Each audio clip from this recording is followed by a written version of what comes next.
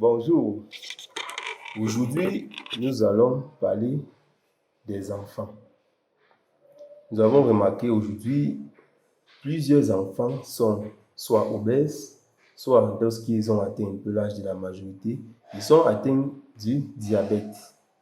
Eh bien, ce sont les parents qui sont en cause de cela.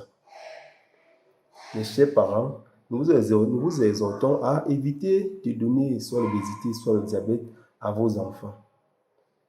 Cela ne sert à rien de booster l'alimentation à l'enfant, de donner toujours ce que l'enfant veut, de lui donner tel aliment, tel.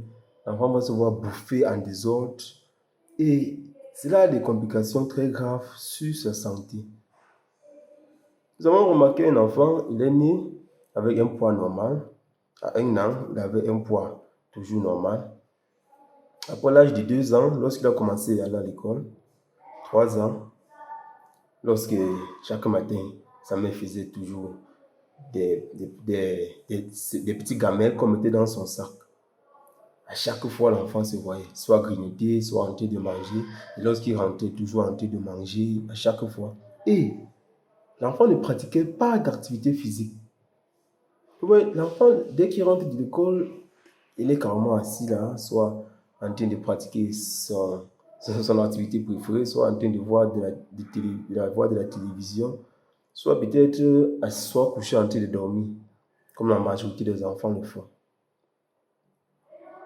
S'il ne pratique pas une activité physique, tout le sucre ou bien toutes les graisses qu'il consomme vont être stockées au niveau de ses tissus adipeux sous forme de graisse, ce qui fait que l'enfant doit gagner en poids, ce qui ne correspond pas à son âge. Vous allez voir l'enfant, il a un poids différent. Certains enfants, lorsqu'il est encore jeune, on va dire qu'il est déjà plus vieux que son âge. Tout simplement parce qu'il a pris un peu du poids que les enfants du même âge. Et chers parents, amenez vos enfants soit à faire des activités physiques. Lorsque vous pratiquez une activité physique, vous réduisez le risque d'obésité, vous réduisez le risque de diabète chez vos enfants. Parce qu'il existe également le diabète juvénile qui touche les enfants.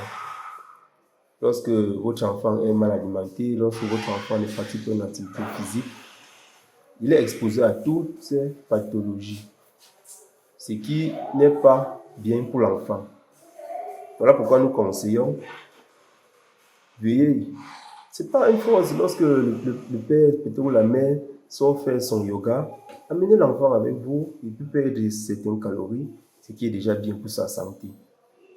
N'allez pas seul, vous laissez l'enfant toujours en train de dormir et en consommant des aliments toujours trop sucrés, parce que les enfants, ils aiment les aliments sucrés. Ils aiment quand c'est beaucoup sucré. Lorsque la mère fait ça, c'est pas trop sucré, il se fâche. Et ça ne va pas lui-même, il va prendre des carreaux de sucre et ajouter. Quand c'est bien sucré, voilà, il peut la consommer. Non. Vous devez éviter cela à vos enfants. Si vous voulez l'épargner surtout de l'obésité et du diabète et bien d'autres maladies. Parce que le sucre ou l'excès de sucre ou l'excès de graisse pour l'enfant n'est pas bien pour sa santé. Non seulement ça nuit à son développement, ça nuit aussi à sa croissance. Il peut avoir des enfants avec un retard de croissance. Il peut avoir des enfants à l'école qui ne sont pas concentrés parce qu'il est toujours en train de penser à la nourriture à la maison, toujours en train de penser ce que papa va garder, toujours en train de penser ce que maman va garder. Mes chers parents, veuillez arrêter cela et amenez vos enfants lorsque vous voyez l'enfant a un poids supérieur à sa taille. Non, amenez l'enfant pratiquer une activité physique ou bien vous l'amenez consulter et de là chez le médecin, il va vous dire quoi faire exactement pour éviter des conséquences tardives chez votre enfant. Parce que nous avons vu un enfant de 5 ans, tellement il était obèse. Il ne pouvait pas courir, il ne pouvait pas faire de la marche. Tout ce qu'il savait faire, s'asseoir et manger. Il gagnait en poids. Du coup, lorsqu'il était très obèse, on a commencé à pratiquer des chirurgies pour essayer d'enlever l'excès de graisse dans son corps. Et c'est donc là qu'on a commencé à conseiller à ses parents de l'amener à faire du sport. Les parents l'ont inscrit à un cours de volleyball. Il s'y rendait 3 fois par semaine et il pratiquait ça régulièrement. Il a commencé à perdre des calories, ce qui était déjà bien. Et nous ne voulons pas que cela arrive à d'autres enfants. Prenez soin de vos enfants. Il n'est pas nécessaire de donner trop sucré ou trop salé ou encore trop de graisse à vos enfants. Surtout si ceux-là ne pratiquent pas des activités physiques.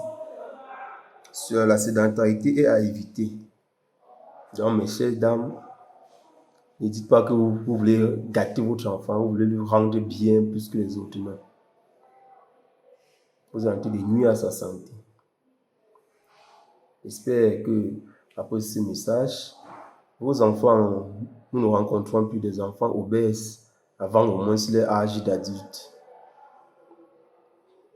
Agir ensemble, protéger chacun. Telle est notre devise. Rendez-vous dans les prochaines éditions. À plus.